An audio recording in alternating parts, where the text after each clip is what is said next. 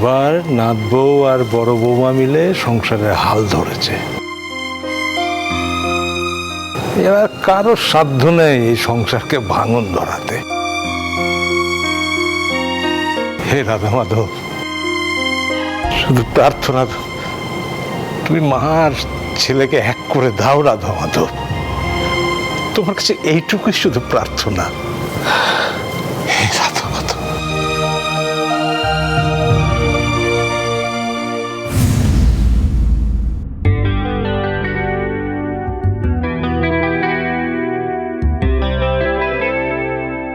যোগু, যোগু, বাকি খাবারগুলো এই তো। আস্তে আস্তে।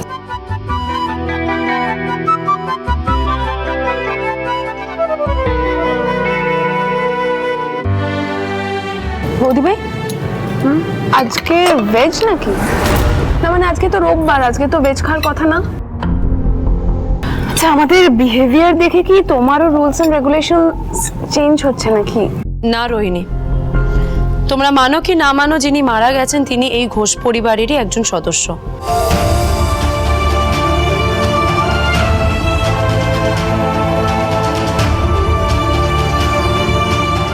তাই আমি রিকোয়েস্ট করছি এই কয়েক দিনের জন্য যদি একটু মাছ মাংসটা বাদ দিয়ে আমরা নিরামিষ খেতে পারি।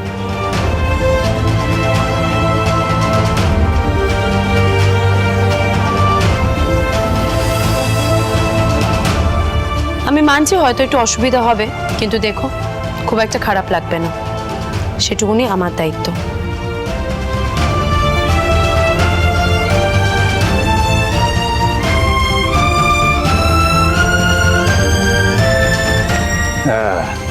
এগিয়ে রাঁধবো, তুমি দাঁড়িয়ে আছো কেন?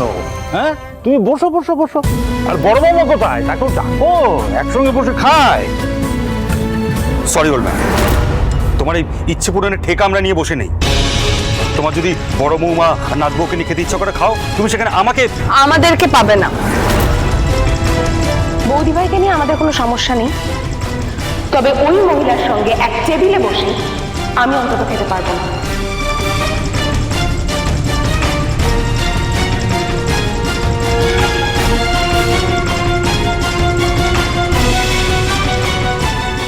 না না, এ কি বলছো তোমরা? তোমরা উঠছো কেন? তোমরা খেতে বসো। আমি তো বলছি আমি তোমাদের সঙ্গে খেতে বসবো না।